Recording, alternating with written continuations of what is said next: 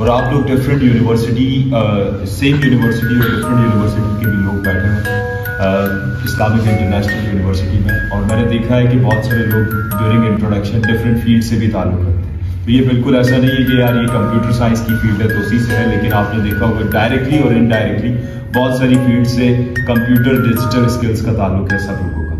तो मैं इसीलिए कहना चाहूँगा कि ये जो सेशन है ये सबके लिए इम्पॉर्टेंट है। और कुछ ऐसा भी होता है कि अब हम जिस इकोनॉमिकल क्राइसिस में घूम रहे हैं, आपने देखा होगा हर वक्त जो हमारी इकोनॉमी की कंडीशन हुई है, तो अब हमें at a time multiple skills आनी चाहिए। यार ये ना चले तो ये चल जाए, जैसे एक गन में 6 गोलियां होती हैं तो यार एक ना चले दूसरी चले, तो this is the multi concept. तो उसके लिहाज से भी ये इंपॉर्टेंट सेशन है। कोई बोले कि यार मेरा ताल्लुक फिजिक्स से, I don't want to learn the freelancing skills, तो ऐसा बिल्कुल नहीं है। फिजिक्स को लेके आप फ्रीलांसिंग पे अपने स्किल्स को बेच सकते हैं, बिल्कुल ऐसा कर सकते हैं। तो बिल्कुल बेसिक से मैं चलूंगा, मैं आपको बता दूं कि फ्रीलांसिंग क्या है, व्हाट इज फ्रीलांसिंग। आपने सुना, गूगल पे लिखेंगे व्हाट इज फ्रीलांसिंग, सिंपल सी एक आपको वो गूगल वाली डेफिनेशन आ जाएगी इंग्लिश में कि भाई फ्रीलांसिंग वो चीज है जिसपे आप अपनी स्किल को सेल करते हैं, डिजिटली रिमोटली कर लें या फिजिकली भी आप कर रहे होते हैं, ये फ्रीलांसिंग का कॉन्सेप्ट है।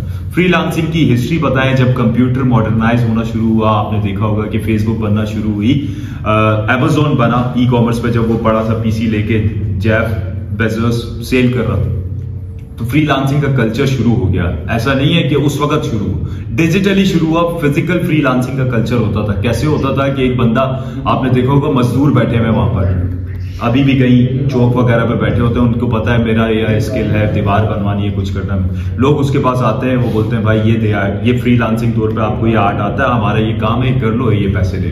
This is called freelancing.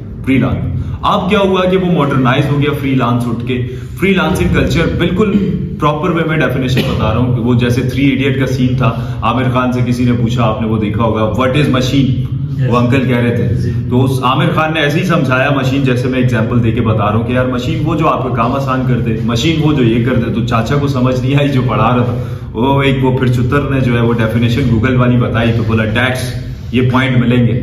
आजकल वो नाज़रीन भी यहाँ पर देख रहे हैं ऑनलाइन हमें, तो वो वाला चक्कर आपने देखा होगा कि आजकल वो अभी एक न्यूज चल रही है, डिस्कशन हो रही थी आपकी किसी एक स्टूडेंट साथी से कि वो 29 गोल्ड मेडल बंदे ने जीत लिया। भाई इसमें क्या तीर मारा मुझे बताएं, जो कोई, अगर मैं जो इस पे परसेप्शन रखता हूँ, जो मेरा फीडबैक एनालिसिस है, जो आप बोलेंगे भाई यार क्या तीर मार दिया 29 गोल्ड मेडल्स लेके, उसको इतनी बड़ी जो है ना वो स्क्रीन, या उसने मलेरिया पे कोई इन्वेंशन कर दी, मलेरिया बीमारी अब नहीं होगी भाई, ये मॉस्पेल की जगह अब मैं ये लेके आया, फिर समझ आता है मेडल जीते या कुछ कर लिया। वो उसने सिर्फ डिग्री में एक रट्टा सिस्टम करके इतने हाईएस्ट मार्क्स ले लिए, तो उसने क्या तीर मार दिया।